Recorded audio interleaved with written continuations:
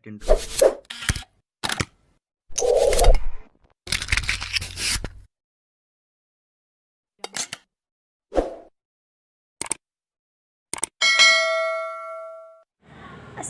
warahmatullahi wabarakatuh.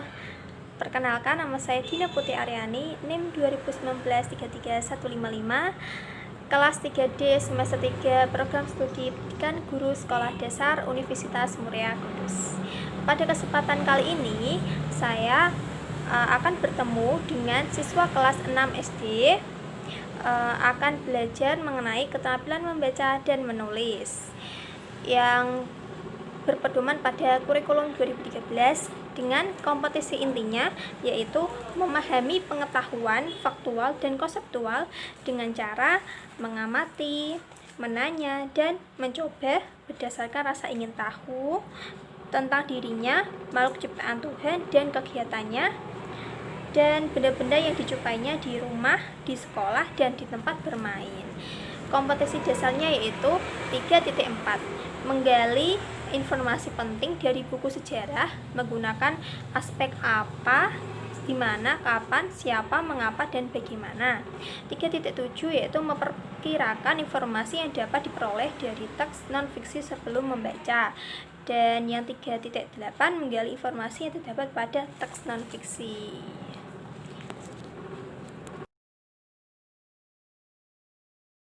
Baik, di sini saya sudah bersama dengan siswa kelas 6 SD, yaitu di Arya.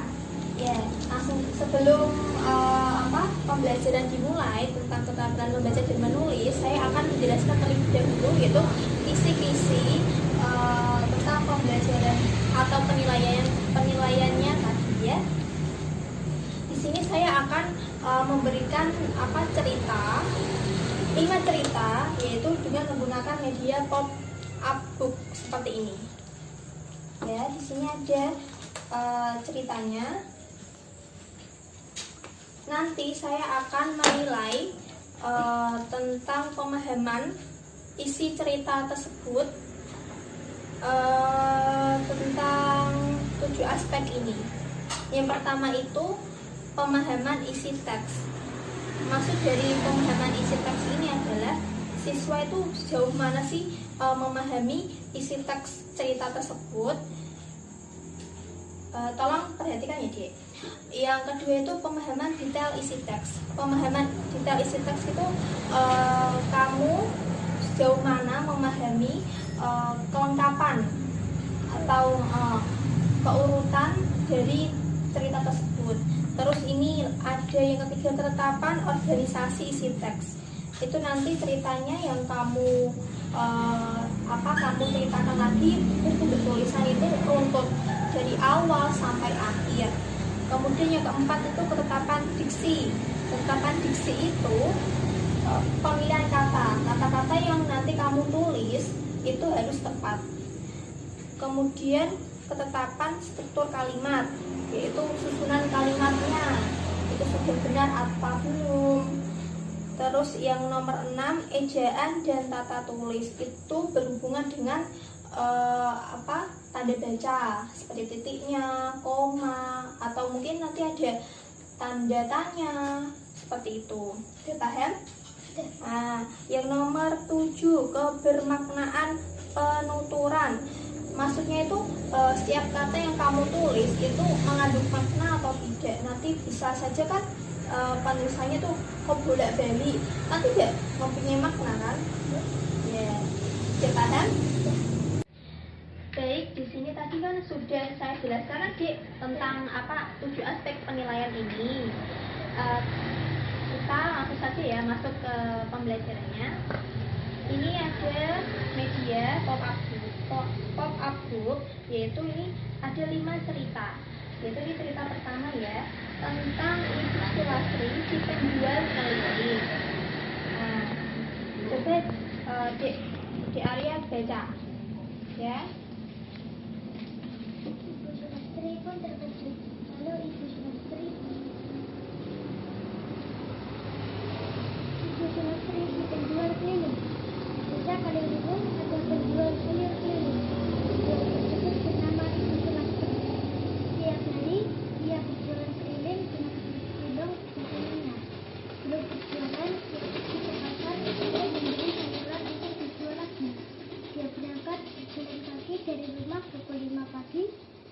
sampai di pasar pukul 5.30 pagi. Setelah itu berbelanja di pasar.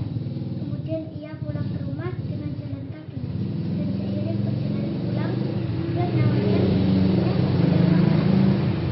pada ia berhenti di bawah pohon untuk beristirahat. Pada waktu beristirahat, ia melihat paku berserakan di jalan. Hatinya tergugah untuk mengambil paku tersebut agar tidak membahayakan orang atau kendaraan lewat. Ketika sedang melewati paku di jalan, ada seseorang yang mengendarai motor berhenti di depannya. Berhenti di depannya, lalu memberikan uang 50.000 kepada Ibu Sulastri. Ibu Sulastri pun terkejut. Lalu Ibu Sulastri bertanya kepada lelaki yang mengendarai motor itu, kenapa lelaki itu memberikan uang kepadanya dan siapa sebenarnya laki-laki itu. Lelaki itu ternyata bernama Irfan. Rumahnya tidak jauh dari tempat Ibu Sulastri. Memunguti paku, Irfan memberikan uang kepada Ibu Sulastri karena ia melihat yang umurnya sudah tua masih giat dalam bekerja dan memperhatikan keselamatan orang lain. Mengunci paku terus sebentar jalan tersebut. Sebenarnya tak yang terjadi karena Ibu berpikir bahwa setiap manusia harus memiliki rasa peduli terhadap sesama. Irfan tetap memaksa untuk memberikan uang itu kepada Ibu Sulastri. Akhirnya Ibu Sulastri menerima uang itu dari kisah ini dapat disimpulkan bahwa setiap kebaikan yang kita lakukan pasti akan diganti oleh Tuhan dengan kebaikan yang lain. Nah, tadi kan Di Arya sudah membaca ceritanya ini. Kemudian Di Arya coba Di Arya itu pahami cerita ini. Coba ditulis di sini pemahamannya seperti apa. Di sini di lembar jawabannya. Ya. Yang tadi Di Arya.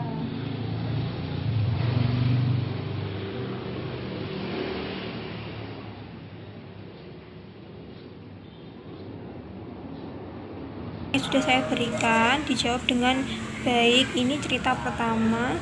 Ya, sudah baik semua ya. Saya sudah menelitinya. Ini juga sudah baik.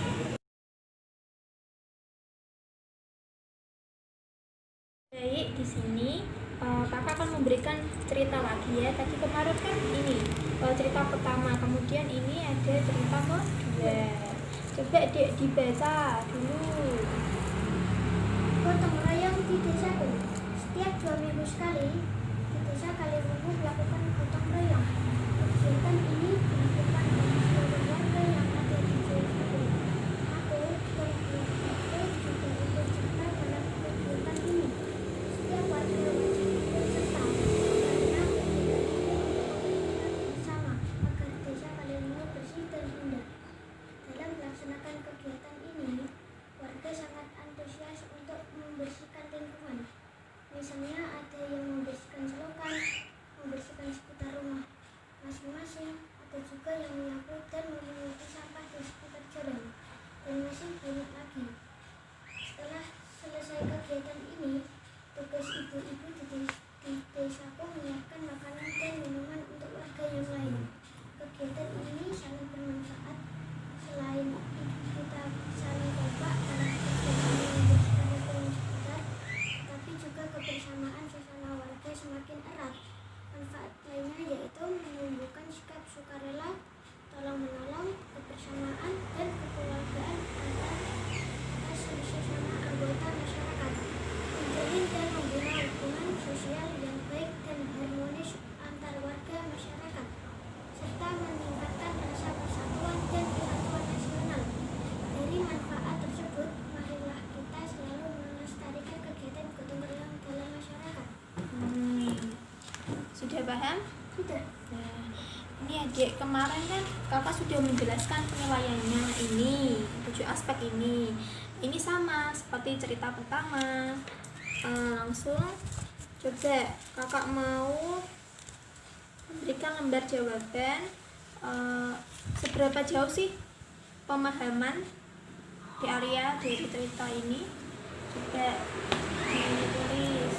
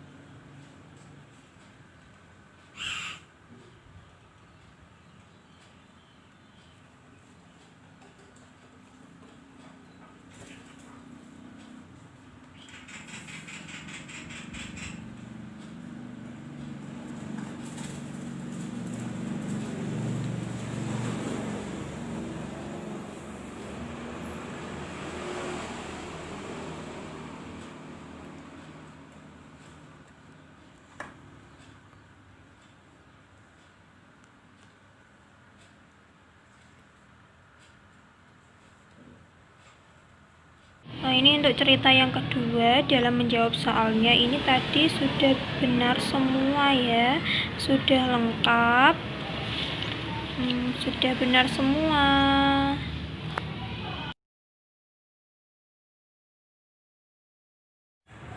Baik, di sini kakak mempunyai cerita yang ketiga, yaitu judulnya aktivitas bersama ibuku di sore hari. Di sini ada tokoh-tokohnya ya, Dek. Ada ibu, aku, anak kecil, ini juga ada latarnya. Coba dibaca dan dipahami dulu. Aktivitas bersama ibuku di sore hari. Pada sore hari pukul 14.00 di mana waktu itu sekolah TPK di samping rumahku buka. Ibuku berjualan di samping rumah. Aku selalu membantu ketika tidak ada jadwal kuliah sore. Ibuku berjualan makanan ringan dan minuman. Ibuku berjualan sampai pukul 17.00. Biasanya banyak anak-anak dari sekolah TPK membeli makanan ringan atau minuman kepada ibuku. Aku sangat senang membantu ibuku berjualan, dan aku pun senang karena banyak anak-anak yang membeli dagangan ibuku.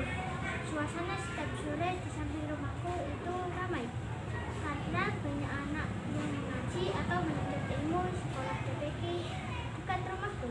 Terkadang juga ada anak yang ingin membeli di tempat ibuku, tetapi anak itu uang sakunya tidak cukup untuk membeli yang ia inginkan.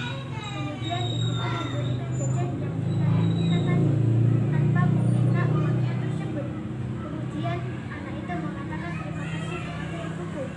Dari sikap ibuku tersebut, aku belajar tentang berbagi kepada orang lain tanpa mengharapkan balasan.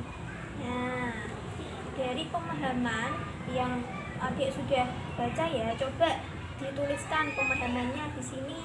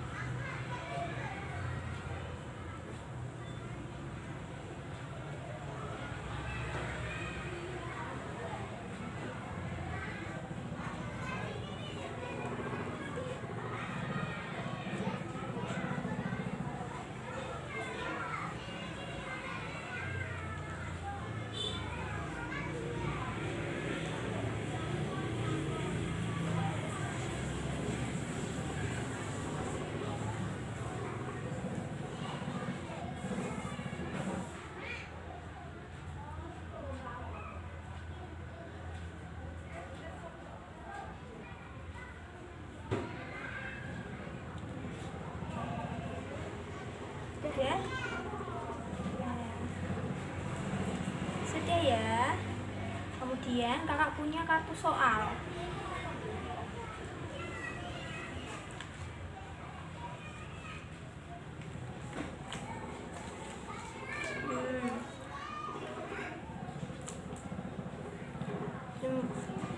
Kakak kocok dulu ya kartu soalnya.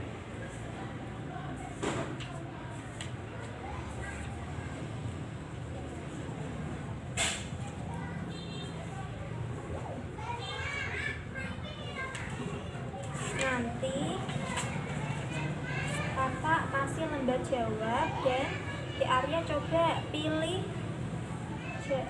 pertanyaan ini atau kartu soal ini, coba pilih.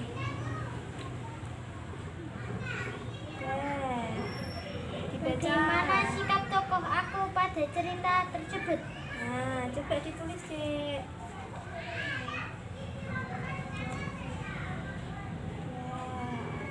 Nah, coba lagi. Apa judul cerita tersebut? Nah, judul ceritanya ini sudah tertulis di sini ya.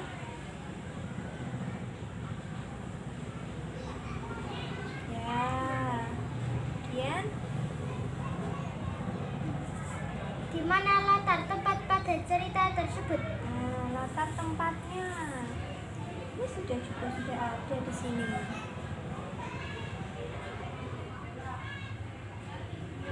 sudah lagi. Bagaimana sikap ibu pada cerita tersebut? Nah, sikap ibunya tadi sesuai pemahaman kamu.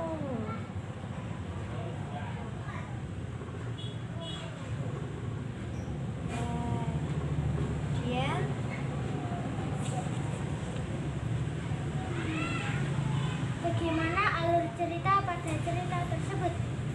Alur ceritanya seperti apa?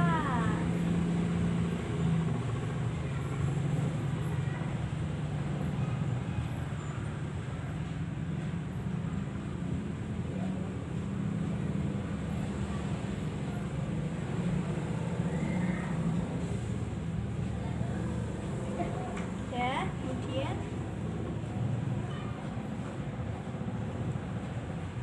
siapa tokoh yang berperan pada cerita tersebut? Tokoh-tokohnya sudah ada, sudah tertulis.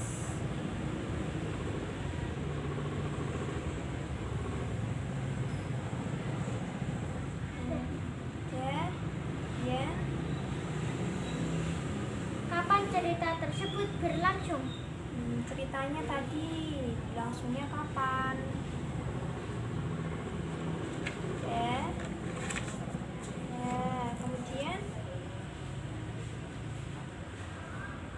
Bagaimana latar suasana pada cerita tersebut? Latar suasananya seperti apa tadi? Coba lagi. Apa yang dijual oleh toko ibuku? Toko ibu tadi menjual apa? Ya. Apa amanat yang terkandung dalam cerita tersebut? Amanatnya atau pesan moralnya? Sudah.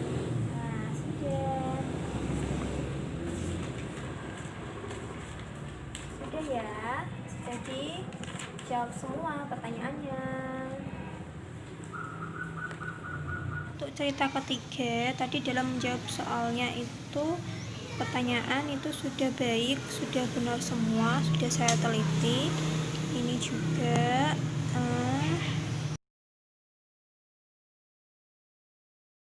Meningkatkan kekompakan.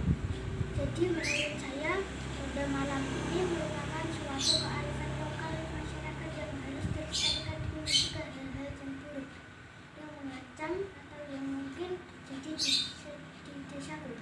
Sudah? Ya, Ya, coba ditulis di sini sesuai pemahaman kamu ceritanya.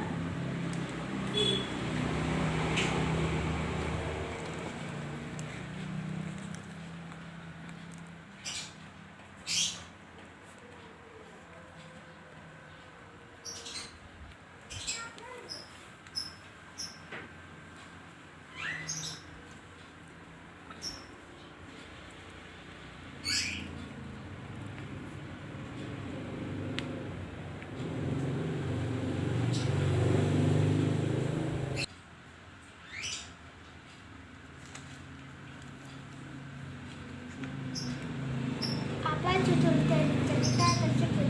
Judulnya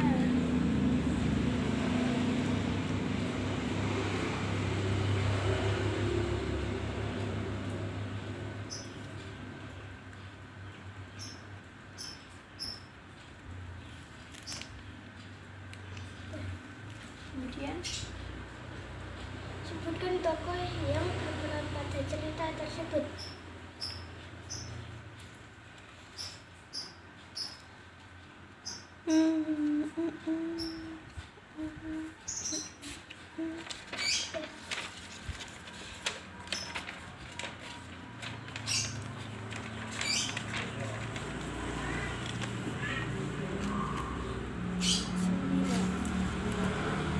Sebutkan manfaat yang dapat diambil dari cerita tersebut.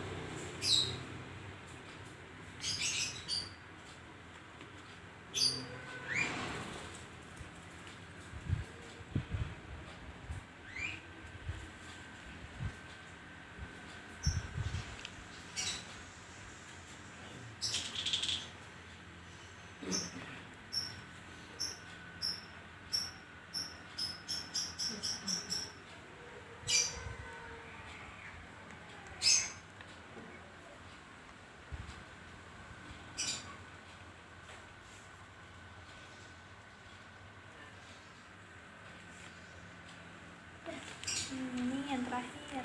Apa tujuan dari kegiatan ronda malam tersebut?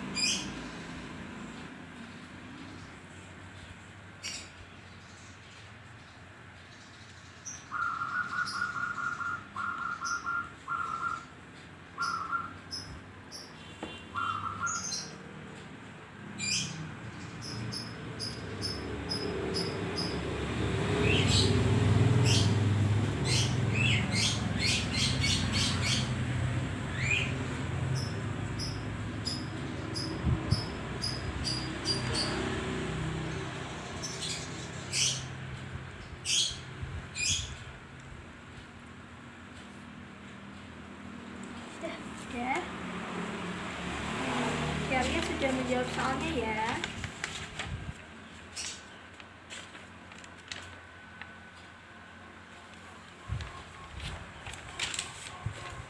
Sekarang untuk jawabannya dari di area yang cerita keempat ya, sudah benar.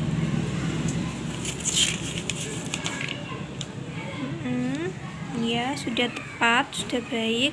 Mungkin masih pemilihan diksinya itu masih harus dipahami lagi, tapi dalam menjawab soalnya sudah baik semua, sudah memahami ceritanya.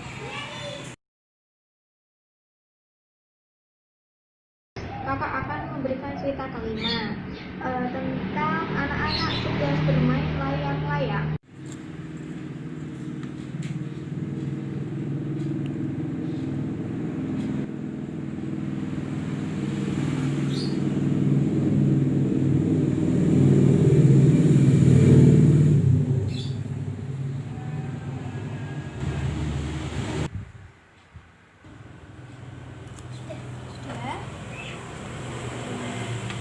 Arya sudah menuliskan pemahamannya berdasarkan cerita tersebut.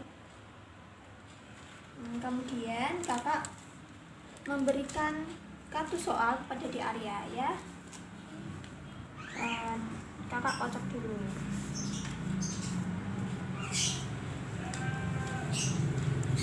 Sudah, di Arya pilih yang mana?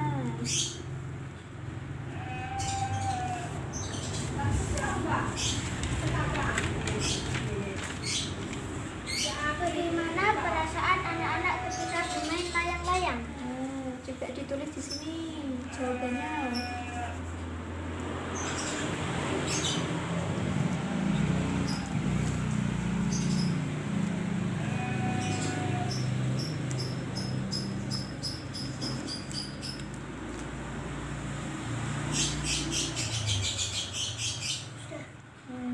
Pilih yang mana lagi? Apa judul cerita tersebut?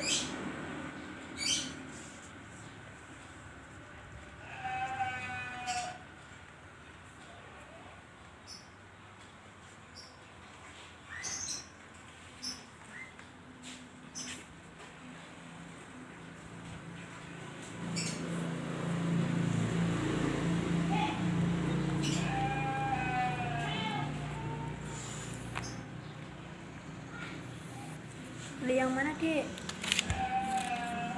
Bagaimana latar waktu pada cerita tersebut? Latar waktunya.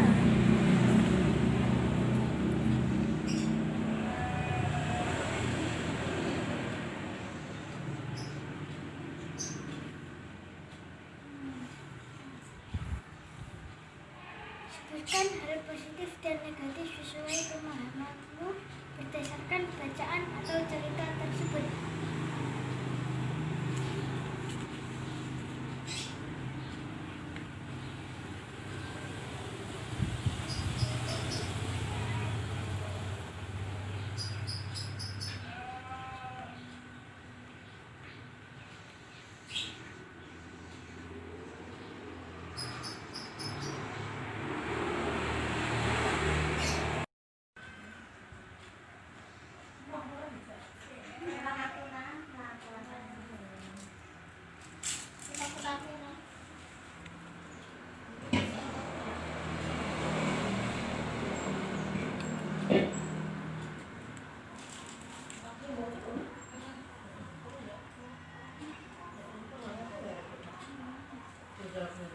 Selanjutnya, pilih yang mana? Di manakah latar tempat pada cerita tersebut? Latar tempatnya.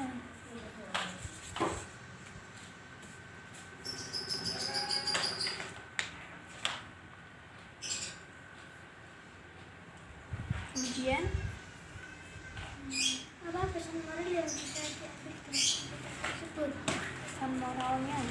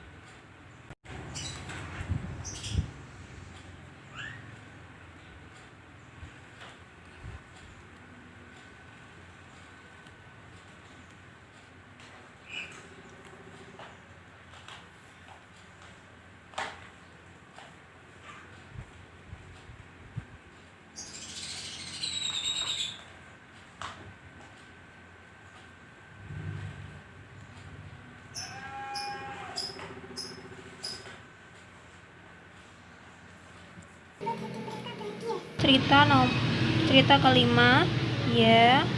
Sudah benar ya, sudah bagus.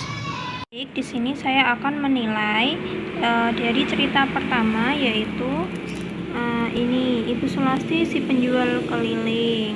Tadi sudah menuliskan pemahamannya di sini. Sekarang saya mau menilai.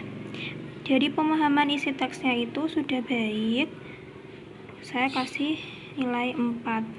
Kemudian pemahaman detail isi teksnya juga sudah baik, sudah lengkap, si 4.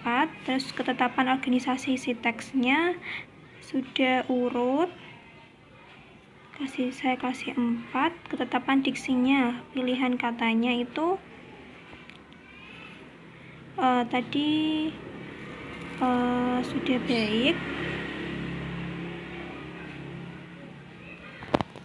saya kasih nilai 4. Ketetapan struktur kalimatnya, masih, menurut saya masih sedang atau harus diperbaiki lagi ya. Ini saya kasih 3. Ejaan dan tata tulisnya, ejaannya ini masih harus diperbaiki lagi, saya kasih nilai 3. Kebermaknaan penuturannya sudah baik, saya kasih nilai 4. Kemudian kita jumlahkan ya, saya jumlahkan itu ada 26.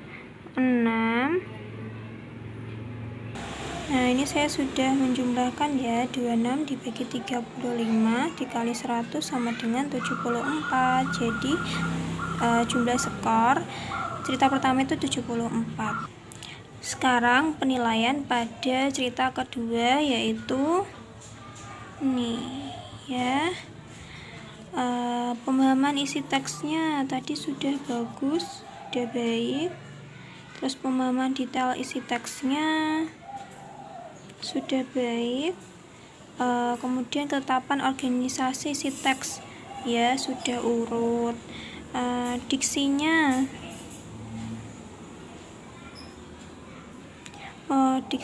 itu tetap masih kurang ya. Tetap masuk ke kalimatnya sudah baik. Kemudian ejaan dan tata tulisnya itu masih kurang dan harus diperbaiki lagi. Bermaknaannya sudah baik. Jumlah skornya ketika dijumlahkan itu 26 dibagi total keseluruhannya 35 dikali 100 sama dengan hasilnya 74 ya. Sekarang penilaian pada cerita ketiga, yaitu ini dia, aktivitas bersama ibuku di sore hari ya. Langsung saja ya, pemahaman isi teksnya tadi sudah bagus, pemahaman detail isi teksnya juga sudah lengkap, sudah baik. Tahapan organisasi isi teksnya sudah urut. Diksinya ini yang masih kurang. Kemudian ketetapan struktur kalimatnya juga masih kurang ya. Ejaan dan tata tulisnya harus diperbaiki lagi. Kebermaknaan penuturannya sudah baik. Ini saya sudah menjumlahkan hasilnya 71, jadi dibulatkan 71 ya. Kemudian untuk penilaian yang keempat, yaitu ini dia, ronda malam di desaku. Pemahaman isi teksnya tadi sudah baik, pemahaman detail isi teksnya juga sudah lengkap. Tahapan organisasi isi teksnya sudah urut. Yang diksinya ini masih kurang. Ketetapan struktur kalimatnya masih kurang. Ejaan dan tata tulisnya juga Oh, masih kurang ya. Kebermaknaannya sudah bagus ya. Jumlah skornya yaitu 26 totalnya, terus total keseluruhannya 35 dikali 100, hasilnya 74, dibulatkan ya. Untuk penilaian yang kelima, nah seperti ini ya. Nah sekarang kita nilai pemahaman isi teksnya sudah baik, detailnya, pemahaman detail isi teksnya sudah baik, ketetapan organisasi isi teksnya sudah urut, diksinya, pilihan katanya sudah baik, ketetapan struktur kalimatnya ini masih kurang, dan ejaan dan tata tulisnya ini juga harus diperbaiki lagi. Jadi 3, kebermaknaan penuturnya sudah bagus. Jadi jumlah skornya, jadi ini sudah saya jumlahkan 74 ya.